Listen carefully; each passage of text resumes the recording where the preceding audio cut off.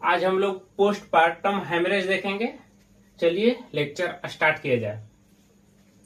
देखिए, सबसे पहले कुछ टर्म है उसको हम लोग देख लेते हैं। पहला है एपीएच, मतलब एंटीपार्टम हेमरेज। एंटीपार्टम मतलब ब्लीडिंग जो होता है ना, तो बर्थ ऑफ बेबी से पहले होता है, मतलब bleeding prior to birth of the baby. ठीक है, बेबी के डिलीवरी से पहले जो ब्लीडिंग होता है उसको क्या बोलेंगे? Antepartum haemorrhage.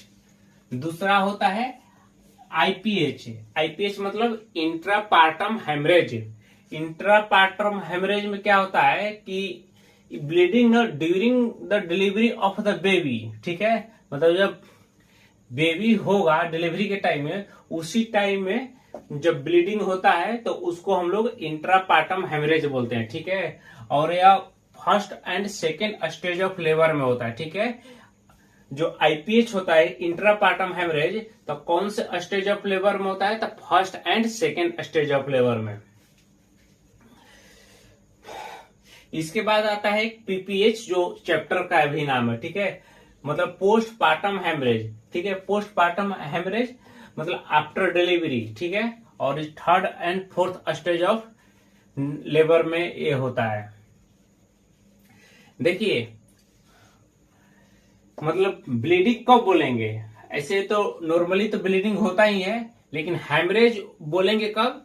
जब एक लेवल होगा और उस लेवल से थोड़ा ऊपर बढ़ेगा तब ना उसको हेमरेज बोलेंगे। मान लीजिए कोई भी चीज यहां तक है, ठीक है, यहां तक जा रहा है तो ठीक है, अगर इसके ऊपर गया तब हम लोग हेमरेज बोलेंगे। ठीक है, मतलब एक लिमिट होता है, उस लिमिट से अगर ऊपर बढ़िएगा तब हेमरेज बोला जाएगा।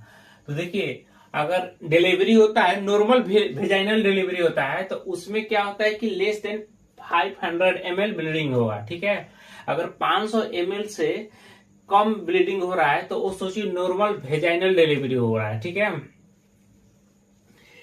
इसके बाद सिजेरियन सेक्शन जब होगा, तो सिजेरियन सेक्शन में 1 लीटर से कम अगर ब्लड मतलब ब्लीडिंग होता है तो उसको क्या बोलेंगे? सिजेरियन सेक्शन में रखें। अगर इससे ज्यादा हुआ 1000 ml से ज्यादा, तब इसको हम लोग हेमरेज बोलेंगे। ठीक है, अगर 1000 ml से कम हो रहा है तो उसको हेमरेज नहीं बोलेंगे।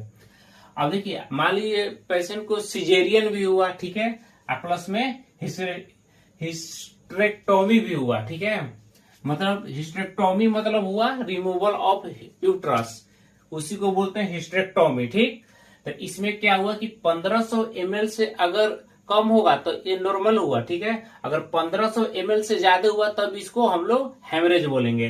तो सिजेरियन होगा और प्लस में हिस्टेरेक्टोमी होगा, तो कितना ml चाहिए? कम से कम 1500 ml से ज्यादा होगा तब इसको हेमरेज में रखेंगे। ठीक है, तो नॉर्मल वेजाइनल डिलीवरी में कितना? 500 ml। सिजेरियन सेक्शन में कितना हुआ? 1000 ml। ठीक है, और सिजेरियन प्लस हिस्टेरेक्टोमी में कितना होगा?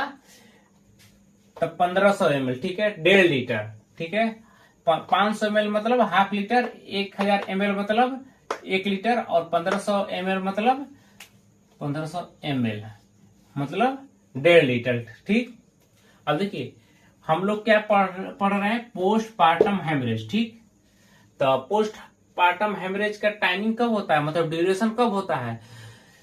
इसका डिलीवरी से लेके 6 वीक तक जो टाइम होता है उसको पोस्टपार्टम हेमरेज में हम लोग रखते हैं। ठीक है, तो पोस्टपार्टम हेमरेज का ड्यूरेशन कब होता है? Delivery to 6 weeks. ठीक है, डिलीवरी से लेके 6 वीक तक जो टाइम पीरियड होता है तो उसको हम लोग पोस्टपार्टम हेमरेज में रखते हैं। ठीक है, और देखिए पोस्ट मतलब क्या होता है? पोस्ट मतलब आफ्टर। ठीक है, पार्टम मतलब डिलीवरी, हेमरेज मतलब एक्सेसिव ब्लड। एक्सेसिव अगर ब्लीडिंग होगा तो उसको हम लोग क्या बोलेंगे? हेमरेज। तो पोस्टपार्टम हेमरेज मतलब पोस्ट मतलब आफ्टर, पार्टम मतलब डिलीवरी, हेमरेज मतलब एक्सेसिव ब्लीडिंग। तो आफ्टर डिलीवरी एक्सेसिव ब्लीडिंग जब होता है उसी को हम लोग पोस्टपार्टम हेमरेज बोलेंगे। ठीक है, तो यहां देखिए, excessive bleeding flowing delivery till next 6 weeks. ठीक है, कितने वीक्स तक हम लोग होगा ये? 6 वीक तक। तो डिलीवरी से लेकर 6 वीक तक जो ब्लीडिंग होता है उसको हम लोग क्या बोलते हैं? Postpartum haemorrhage. देखिए इसके टाइप अकॉर्डिंग टू ड्यूरेशन हम लोग देखते हैं पहले, ठीक है।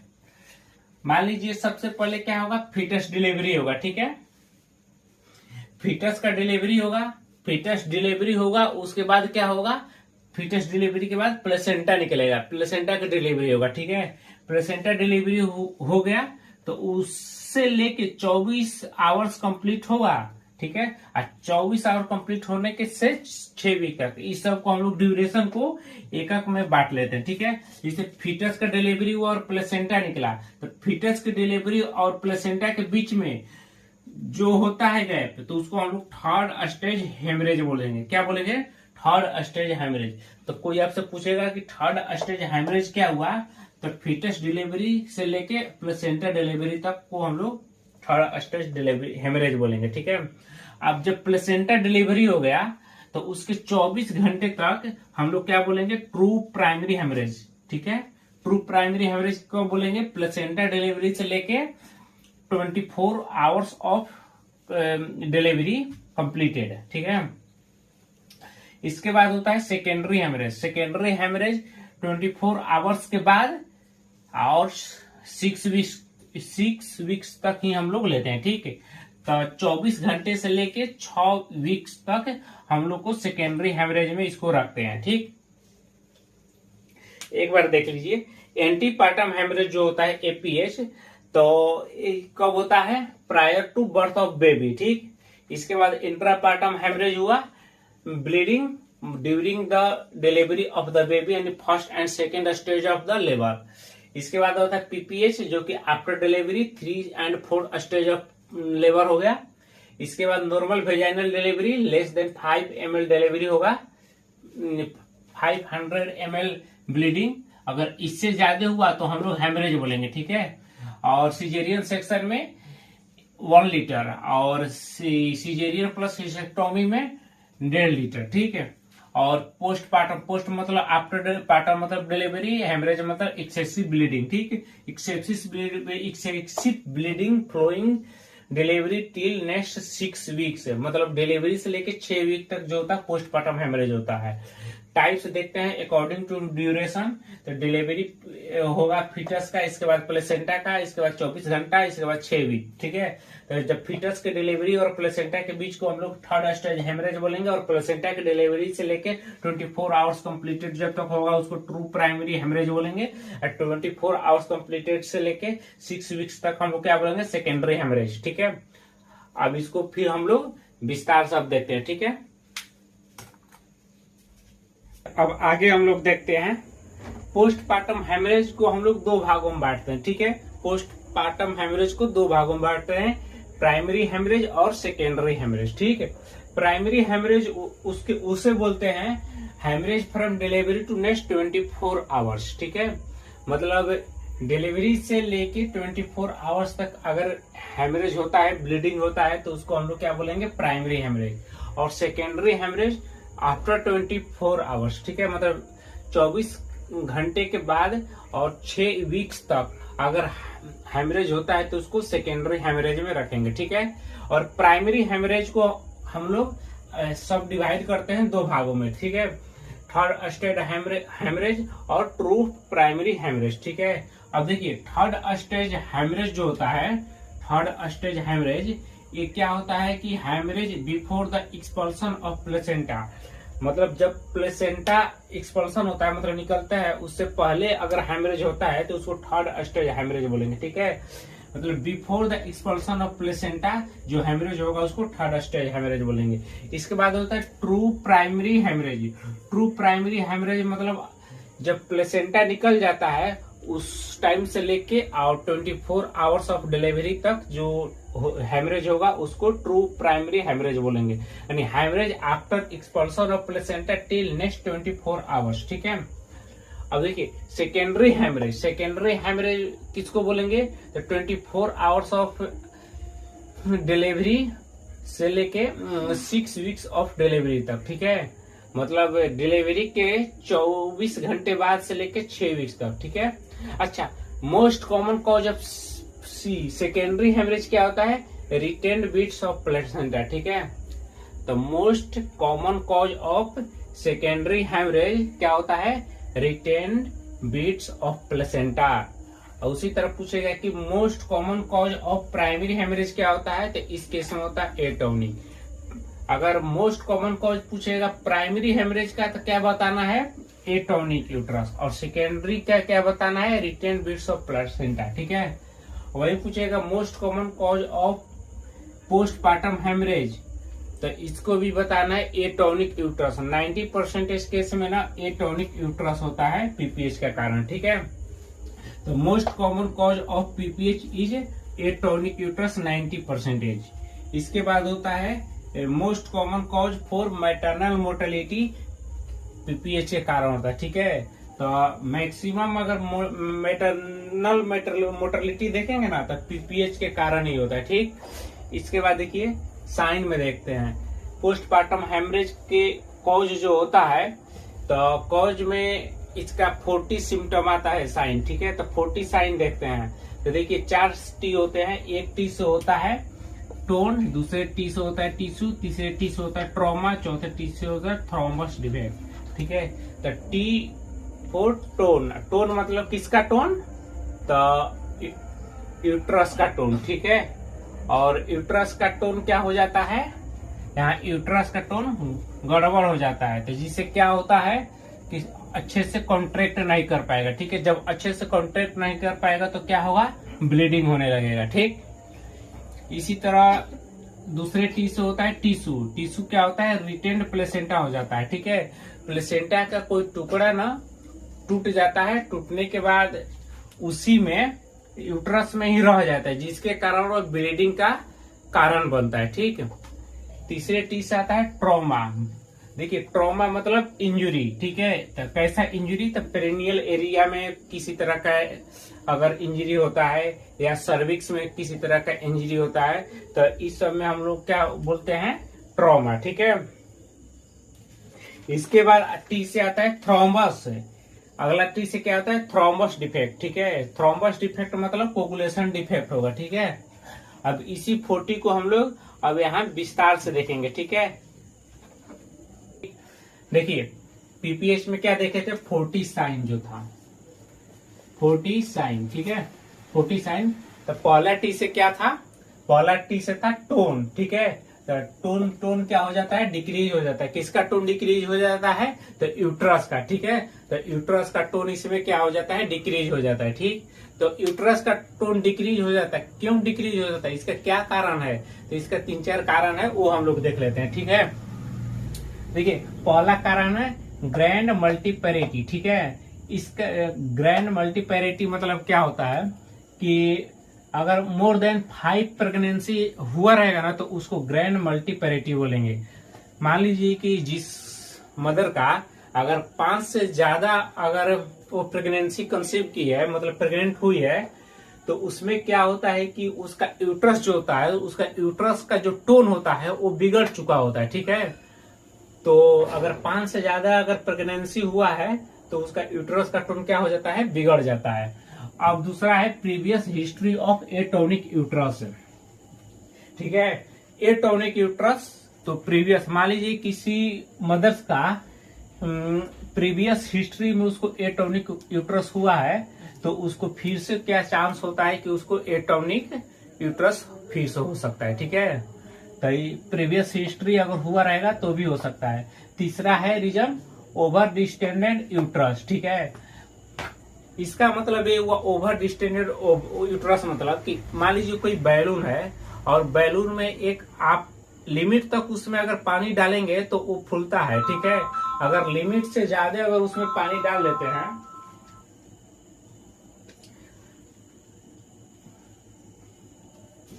अगर लिमिट से ज्यादा आप उसमें पानी डाल देते हैं तो क्या होता है कि वो फट जाता है। ठीक है, तो यही होता है ओवर डिस्टेंडेड यूट्रस। ठीक है, यूट्रस भी एक तरह से गुब्बारा ही है मान लीजिए, तो ओवर डिस्टेंडेड यूट्रस हो जाता है। तो क्या ये भी इसका रीजन 2-3 रीजन है क्यों ओवर डिस्टेंडेड हो जाता है, जिससे पॉलीहाइड्रोमियंस है।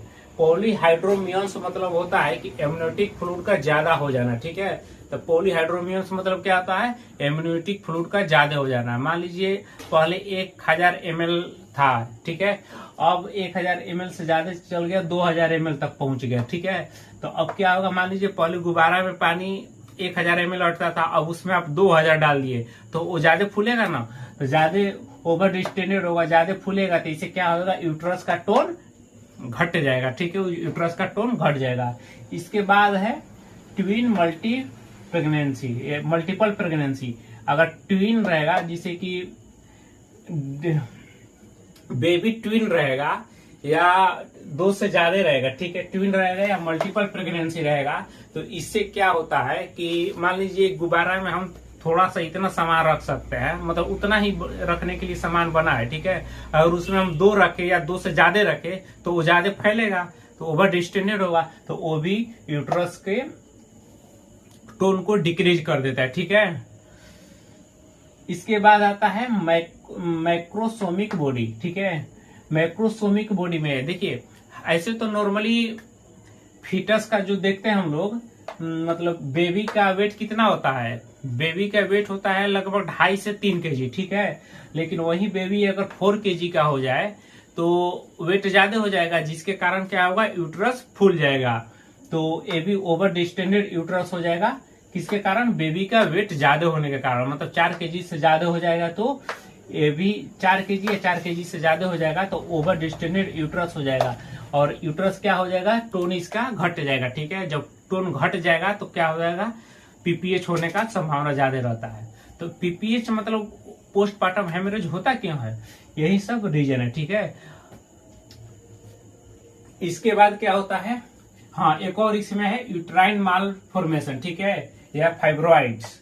देखिए, यूट्राइन माल फॉर्मेशन या फाइब्रॉइड, देखिए जब अगर यूट्रस के अंदर किसी भी तरह का माल फॉर्मेशन होगा, चाहे वो कंजेनाइटल हो, जिसके अंदर अगर यूट्रस के अंदर अगर मान लीजिए सेप्टम प्रेजेंट है, ठीक है, यूट्रस के अंदर क्या प्रेजेंट हो, सेप्टम, अगर यूट्रस के अंदर सेप्टम प्रेजेंट हो और उस सेप्टम पर प्लेसेंटा चिपक जाता है, ठीक है, मान लीजिए उस सेप्टम पर क्या चिपक गया, प्लेसेंटा, तो उस जगह पर प्लेसेंटा अलग हो ही नहीं पाता है। ठीक है, अगर जब वो प्लेसेंटा अलग होगा तो क्या होता है कि वहां पर ब्लीडिंग होने लगता है, जब वो ब्लीडिंग होगा तो वहीं पीपीएच होगा, मतलब वहीं पोस्टपार्टम हेमरेज हो जाएगा।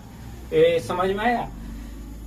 यूट्राइन मालफॉर्मेशन, यूट्राइन मालफॉर्मेशन में ये बताया आपको कि अगर यूट्रस के अंदर किसी भी तरह का मालफॉर्मेशन हो, चाहे वो कंजेनाइटल हो, जिसके अंदर यूट्रस के अंदर अगर सेप्टम प्रेजेंट हो और उस सेप्टम पर प्लेसेंटा चिपक गया, तो उस जगह पर प्लेसेंटा अलग नहीं हो पा रही है, तो अलग अलग होने के लिए जब अलग ये सेप्टम और यूट्राइन मतलब सेप्टम और यूट्रस दोनों ये सब जब अलग होगा तो उस समय क्या होगा कि ब्लीडिंग ज्यादा होने लगेगा। जब ब्लीडिंग ज्यादा होगा तो इसी को पीपीएच मतलब कॉज कर देगा। एक होता है इसमें फाइब्रॉइड, ठीक है, वैसे भी तो आप लोग जानते हैं कि फाइब्रॉइड क्या करता है, फाइब्रस होता है। ठीक है, फाइब्रॉइड क्या होता है, फाइब्रस होता है। जो फाइब्रॉइड होता है ना, फाइब्रस, तो यूट्रस पे जाके चिपक जाता है, तो जिसे वो कॉन्ट्रैक्ट करने की कैपेबिलिटी मतलब खो देता है। ठीक है, मान लीजिए इसके ऊपर अगर फाइब्रॉइड चिपक गया तो ये कॉन्ट्रैक्ट तो नहीं कर पाएगा, तो इसीलिए फाइब्रॉइड जब आ जाता है कॉन्ट्रैक्ट नहीं होता। जब यूट्रस कॉन्ट्रैक्ट नहीं हुआ तो वहीं इसका टोन डिक्रीज हो जाएगा, टोन डिक्रीज हो जाएगा तो पीपीएच हो जाएगा। ठीक है, तो ठीक है, देखिए पहला टी हम लोग पढ़ लिए कि टोन डिक्रीज हो जाता है, किसका डिक्रीज हो जाता है, यूट्रस का। ठीक है, इसके बाद दूसरा हम लोग टी से पढ़ रहे हैं टिश्यू, ठीक है, दूसरे टी से क्या होता है, टिश्यू कैसा टिश्यू, द रिटेन्ड प्लेसेंटा या पार्ट्स ऑफ द प्लेसेंटा। ठीक है, टिश्यू मतलब कैसा टिश्यू रहेगा, तो रिटेन्ड प्लेसेंटा या पार्ट्स ऑफ प्लेसेंटा। देखिए अगर प्लेसेंटा की पकड़ बहुत अच्छी हो तो वह यूट्रस से जल्दी नहीं छूटता है। ठीक है, अगर प्लेसेंटा अगर बहुत जोर से चिपका हो तो यूट्रस से जल्दी छूटता ही नहीं है। अगर वो छूटेगा तो यूट्रस के कुछ पार्ट को लेके छूटेगा। ठीक है, जब वो छूटेगा तो क्या करेगा, यूट्रस के कुछ पार्ट को लेकर छूटेगा। ठीक है, जिसके कारण क्या होता है, पोस्टपार्टम हेमरेज। तो रिटेन्ड प्लेसेंटा या पार्ट्स ऑफ प्लेसेंटा उसमें रहेगा जोड़ा हुआ, तो क्या होगा, जब वो छूटेगा तो प्लेसेंटा यूट्रस के कुछ पार्ट को लेकर छूटेगा, जिससे पीपीएच कॉज हो जाता है। इसके बाद देखिए मोर्बिडली एडहेरेंट प्लेसेंटा। ये क्या होता है कि मान लीजिए प्लेसेंटा बहुत जोर से चिपक गया हो यूट्रस में, तो उसको क्या बोलेंगे, मोर्बिडली एडहेरेंट प्लेसेंटा। यह 3 तरह का होता है प्लेसेंटा, एक्रेटा, इनक्रेटा और परक्रेटा। ठीक है, 3 तरह का होता है प्लेसेंटा, एक्रेटा, इनक्रेटा और परक्रेटा। अब इसमें क्या होता है कि देखिए, जब प्लेसेंटा क्रॉस कर चुका होता है इंडोमेट्रियम को, ठीक है, और इंडोमेट्रियम को क्रॉस कर के इसके बाद और कहाँ चल जाता है, मायोमेट्रियम में। ठीक है, जब ये मायोमेट्रियम में चल जाता है तो इस तरह का केस बनता है प्लेसेंटा एक्रेटा, इनक्रेटा और परक्रेटा। ठीक है, और मान लीजिए कोई चीज इतना जोर से चिपक जाता है, इतना जोर से चिपक गया है कि जब ये इसको खींचेंगे या ये बाहर निकलेगा तो इस पार्ट को भी साथ में लेकर आएगा। जब ये पार्ट को साथ में लेकर आएगा तो वही पीपीएच का कारण बनता है, वही पोस्टमार्टम हेमरेज होता है। ठीक है, 2 गोटी पढ़ लिए।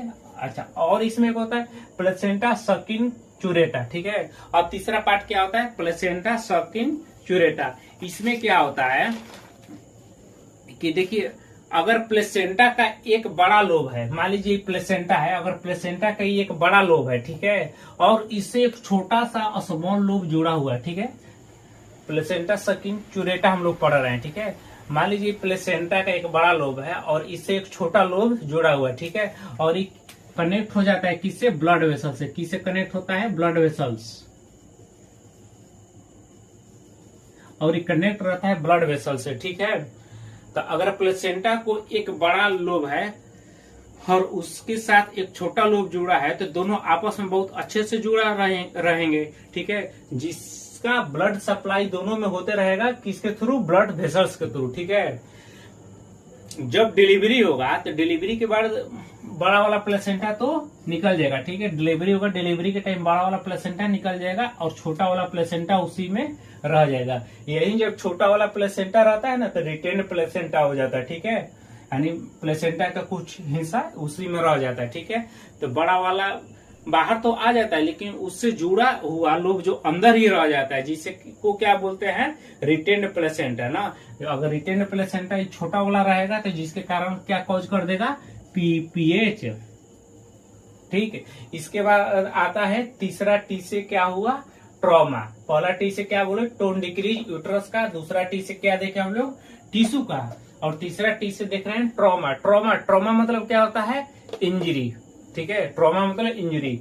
और किस तरह का इंजरी, अगर मान लीजिए पेरिनियल पार्ट में या रीजन में किसी तरह का इंजरी हुआ, टीयर हुआ या रप्चर हुआ, ठीक है, या सर्विक्स रप्चर कर गया या टीयर कर गया, या यूट्राइन रप्चर हुआ, या इपीजियोटोमी कट लगा हुआ हो, या इंस्ट्रूमेंटल डिलीवरी के टाइम में कोई कट लग गया हो, तो उस टाइम में क्या होता है, इंजरी हुआ रहता है, उसकी ट्रॉमा हो जाता है, जिसके कारण से क्या होता है, ब्लड मतलब ज्यादा बहता है, जिसको हम लोग हेमरेज बोलते हैं। और क्या बोलेंगे, इसी हेमरेज को पोस्टमार्टम हेमरेज, क्योंकि डिलीवरी के बाद होता है तो इसलिए पोस्टमार्टम हेमरेज बोलेंगे।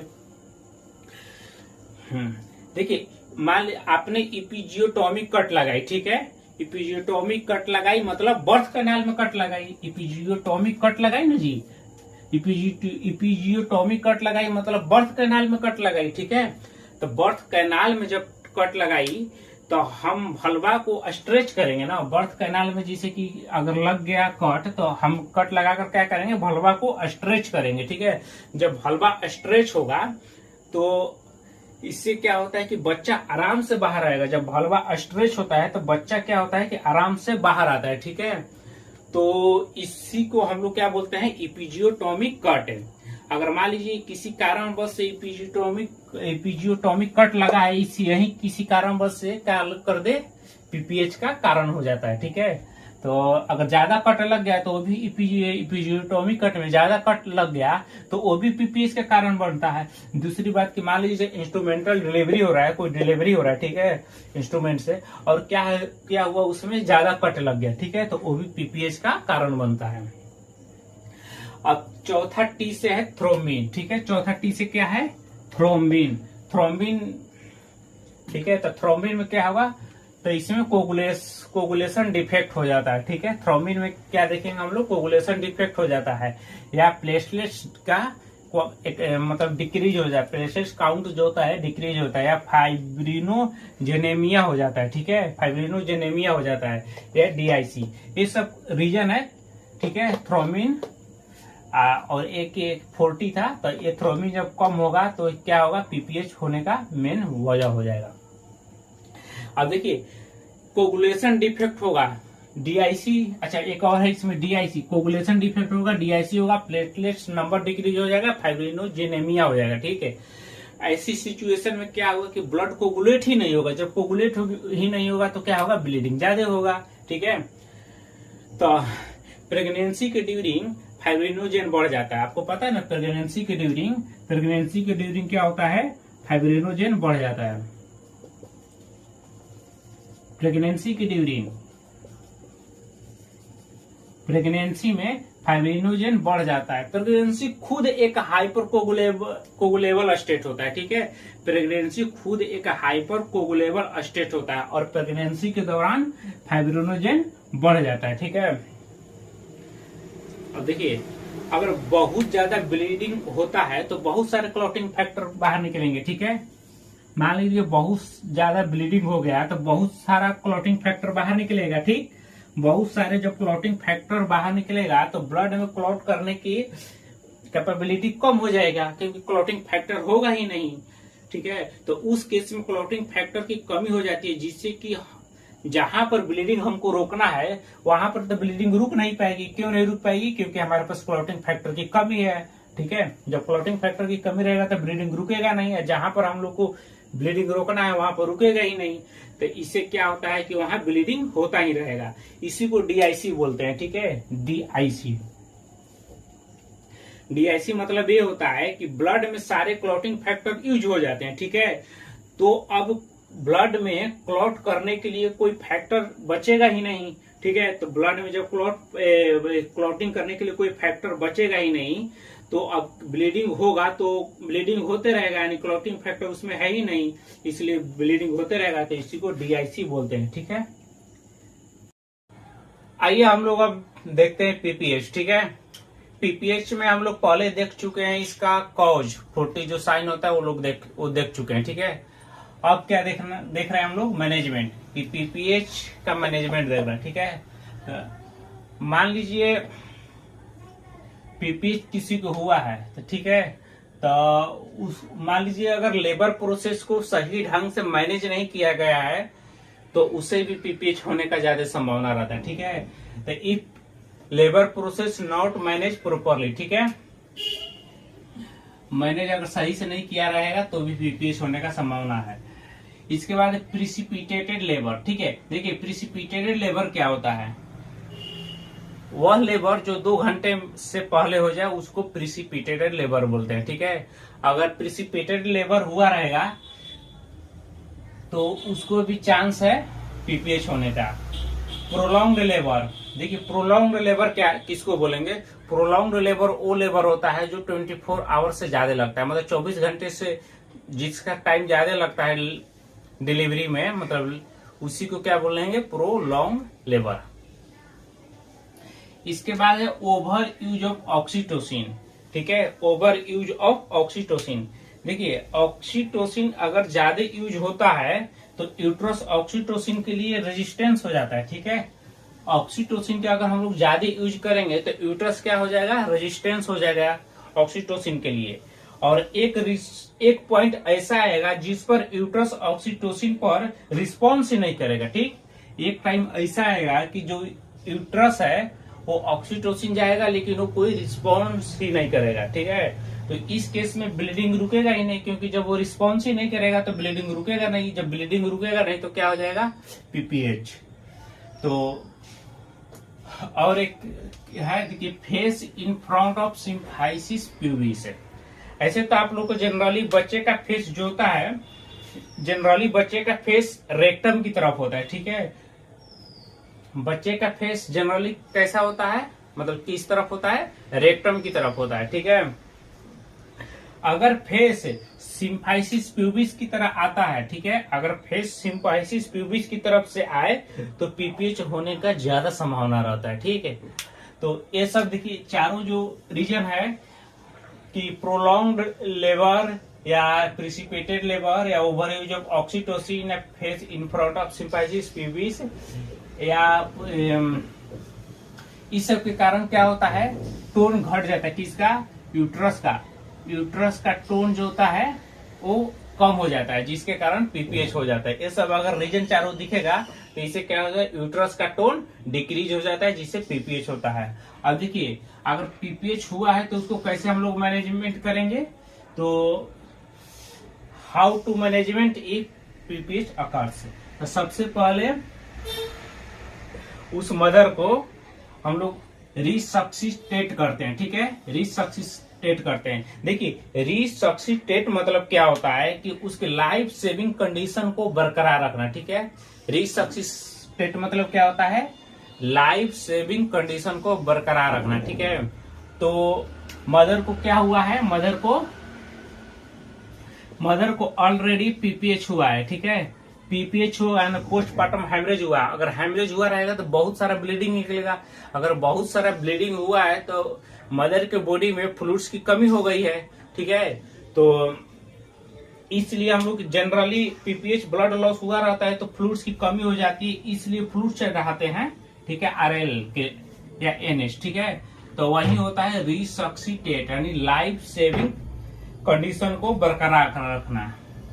देखिए, इसके 2 लार्ज बोर कैनुला, जो 18 नंबर का कैनुला है, उस मदर में 2 कैनुला लगाएंगे, ठीक है। तो मदर में कितना कैनुला लगाएंगे, 2, ताकि जो भी हम लोग का फ्लूइड्स दे वो तेजी से जाए, ठीक है। आईवी फ्लूइड्स देंगे, क्लोराइडल एनएस और आरएल। एनएस और आरएल को हम लोग आईवी फ्लूइड्स के रूप में देंगे, ठीक है। और 2 लार्ज बोर कैनुला लगाएंगे। इसके बाद सैंपल कलेक्टिंग करेंगे। देखिए, सैंपल कलेक्टिंग किस लिए करेंगे, मान लीजिए मदर आई, ठीक है, उसका सबसे पहले हम लोग इतना करने के बाद उसको आईवी फ्लूइड्स स्टार्ट कर देंगे, कैनुला लगा देंगे। इसके बाद हम लोग उसका भाई सैंपल कलेक्टिंग करेंगे, जिससे सीबीसी करेंगे। अगर सीबीसी करेंगे तो सीबीसी में क्या होता है, कि सीबीसी अगर करेंगे तो उसमें हम लोग के हीमोग्लोबिन पता चलेगा कि हीमोग्लोबिन कितना है, ठीक है। अगर हीमोग्लोबिन पता चल जाएगा तो हम लोग उसको अदर तरह से, मतलब दूसरे तरीके से ट्रीटमेंट और किसी और तरीके से भी कर सकते हैं, क्योंकि पता चल जाएगा। या उसका सीरम इलेक्ट्रोलाइट करेंगे, ठीक है। एबीओ ब्लड ग्रुपिंग करेंगे, ठीक है। आरएच ग्रुपिंग करेंगे, इसलिए कि मदर का कौन सा ग्रुप है, ठीक है, ब्लड का कौन सा ग्रुप है, तो इसलिए आरएच ग्रुपिंग करना जरूरी है। क्योंकि देखिए, मदर उस स्टेट में है क्योंकि उसको पीपीएच हुआ है, तो ब्लड की कभी भी जरूरत पड़ सकता है, इसलिए उसको हम लोग आरएच करके रखेंगे। और एक काम करेंगे कि हम लोग ब्लड अरेंज कर लेंगे, ठीक है, arrange blood for blood transfusion. तो उस मदर को कभी भी जरूरत पड़ सकता है ब्लड की, इसलिए हम लोग क्या करेंगे, ब्लड को अरेंज करके रखेंगे।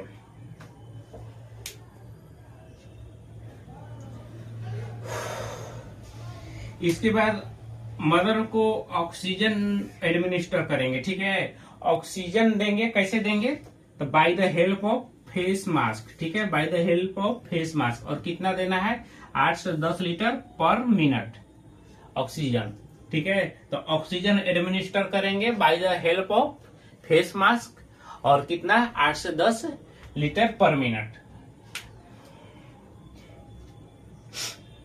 देखिए, नॉर्मली जब यूट्रस को पल्पेट करते हैं तो वह हार्ड फील होगा, ठीक है। तो यूट्रस को अगर हम लोग नॉर्मली देखेंगे तो कैसा फील होता है, हार्ड फील होता है।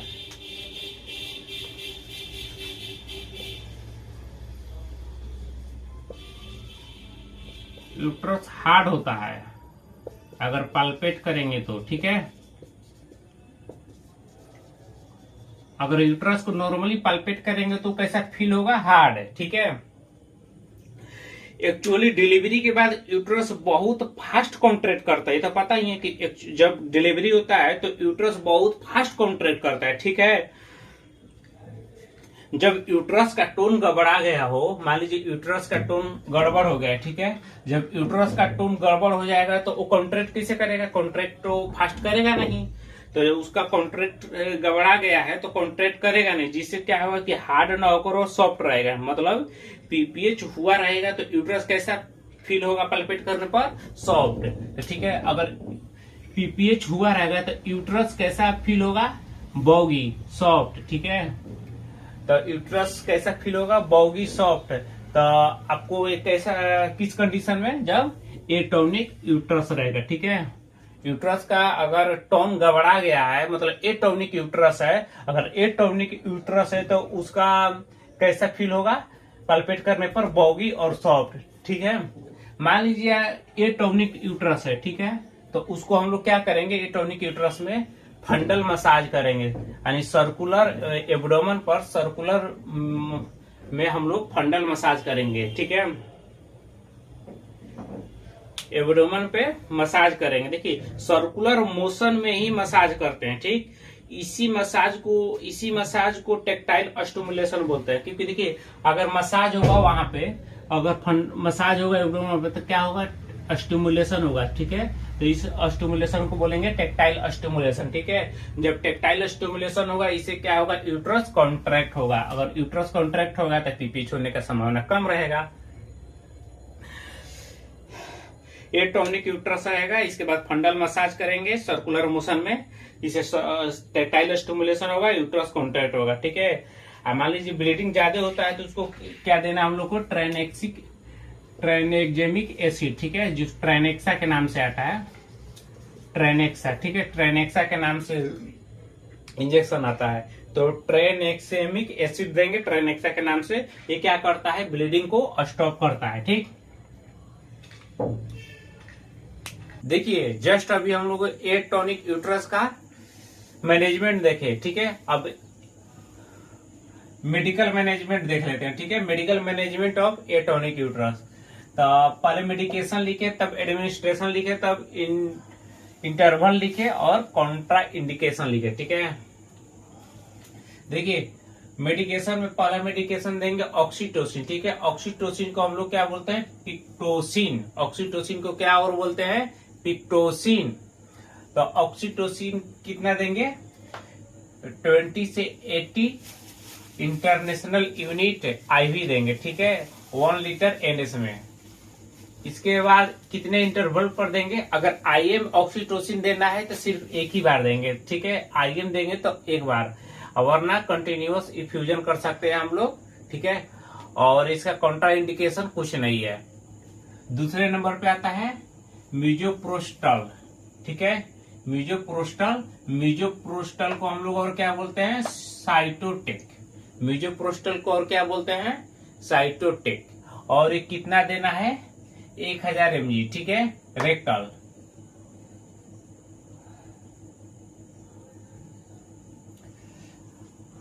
और इंटरवल इसको रेक्टल से देंगे, सिर्फ एक ही बार देंगे, और कॉन्ट्रा इंडिकेशन इसका कुछ नहीं है। ठीक, और तीसरा होता है मिथाइल इर्गोनिविन। ठीक है, मिथाइल इर्गोनिविन ये कितना देते हैं? 0.20 mg IM देते हैं। ठीक, और ये एवरी 2 से 4 आवर्स में देते हैं। ठीक है, और इसका कॉन्ट्रा इंडिकेशन है हाइपरटेंशन। मतलब हाइपरटेंशन वाले को हम लोग मिथाइल इर्गोनिविन नहीं देंगे। ठीक है, तब पूछ देगा कि मिथाइल इर्गोनिविन हम हाइपरटेंशन वाले को दे सकते हैं या नहीं, तो नहीं देंगे। ठीक, इसके बाद आता है प्रोस्टाग्लैंडिन। प्रोस्टाग्लैंडिन कितना देंगे? 0.25 mg। ठीक, और एवरी 15 मिनट्स पे देंगे। और देखिए इसको मैक्सिमम 2 mg दे सकते हैं या 8 डोज दे सकते हैं। ठीक है, प्रोस्टाग्लैंडिन 0.25 mg एवरी 15 मिनट पे, और मैक्सिमम 2 mg या 8 डोजेज।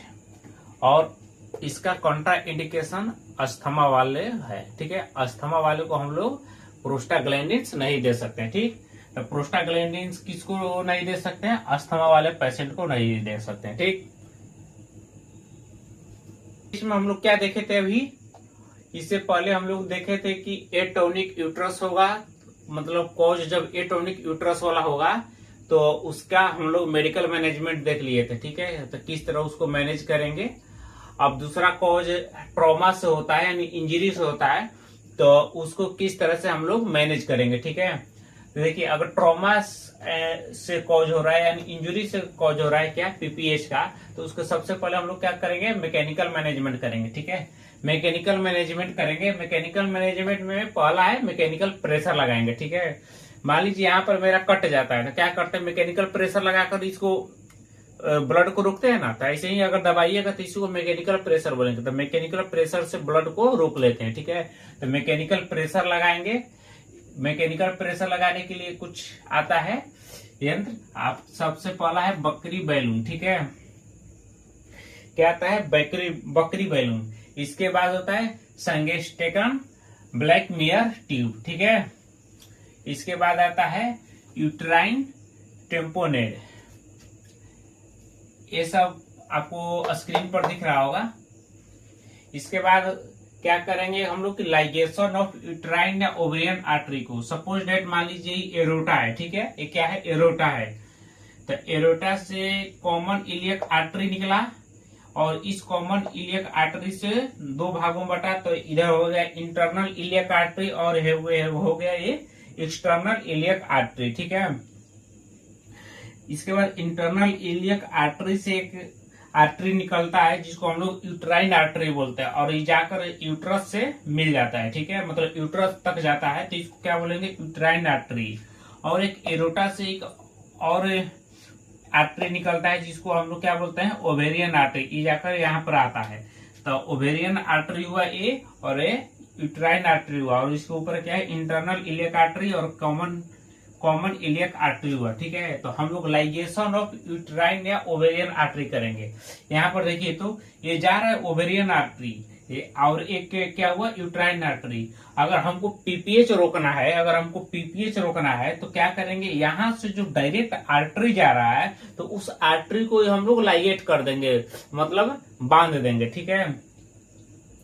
तो जब इसको लाइगेट कर देंगे तो आगे तो ब्लड जाएगा ही नहीं। तो किस किस को हमको लाइगेट करना है, या तो ओवेरियन आर्टरी को कीजिए या तो यूट्राइन आर्टरी को, ठीक है। इसके बाद है कि इंटरनल इलियक आर्टरी को लाइगेशन करना है, देखिए, या कॉमन इलियक आर्टरी लाइगेशन। ये एरोटा हुआ, एरोटा से एक आर्टरी निकला जिसको हम लोग क्या बोलते हैं, कॉमन इलियक आर्टरी। अगर इसको भी हम लोग लाइगेट कर देंगे, मतलब बांध देंगे, तो आगे तो ब्लड जाएगा नहीं, ठीक है, यूट्राइन आर्टरी तक।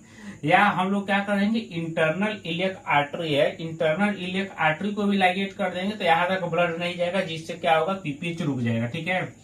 तो यही तीन गो है, इसको लाइगेट करेंगे। या तो ओवेरियन आर्टरी को लाइगेट कर सकते हैं, या तो यूट्राइन आर्टरी को लाइगेट कर सकते हैं, या कॉमन इलियक आर्टरी को लाइगेट कर सकते हैं, या इंटरनल इलियक आर्टरी को लाइगेट कर सकते हैं, ठीक।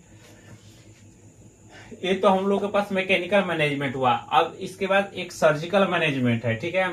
सर्जिकल मैनेजमेंट में क्या करते हैं कि अगर मान लीजिए कि जिस मदर को पीपीएच हुआ है, पहले देखेंगे कि उसका फैमिली कंप्लीट है या नहीं कंप्लीट है, ठीक है। अगर उसका फैमिली कंप्लीट नहीं है तो अब हम लोग क्या करेंगे, बीटा लिंच सुचरिंग करेंगे, ठीक है।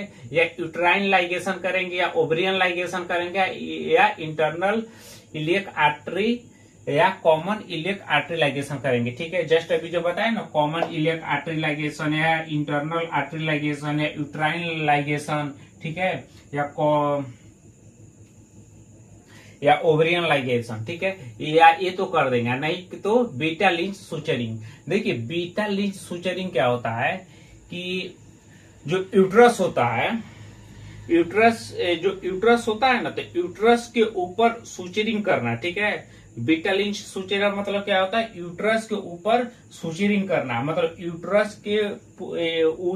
को पूरे धागे से लपेट देंगे। क्या करेंगे, यूट्रस को पूरे धागे से लपेट देंगे। इसके बाद खींचेंगे तो यूट्रस कॉन्ट्रैक्ट होगा, जिसे पीपीएच को मैनेज कर सकते हैं।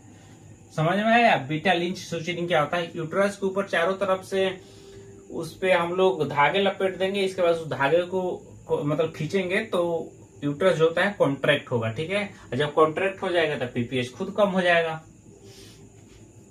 तो फैमिली नॉट कंप्लीटेड, तो बीटा लिंच सुचरिंग करेंगे, या यूट्राइन लाइगेशन करेंगे, या ओवेरियन लाइगेशन करेंगे, इंटरनल इलियक आर्टरी लाइगेशन करेंगे, या कॉमन इलियक आर्टरी लाइगेशन करेंगे, ठीक है। अब मान लीजिए उसका फैमिली कंप्लीट है तो क्या करेंगे, हिस्टेरेक्टोमी कर देंगे, यानी सीधे यूट्रस को ही निकाल देंगे।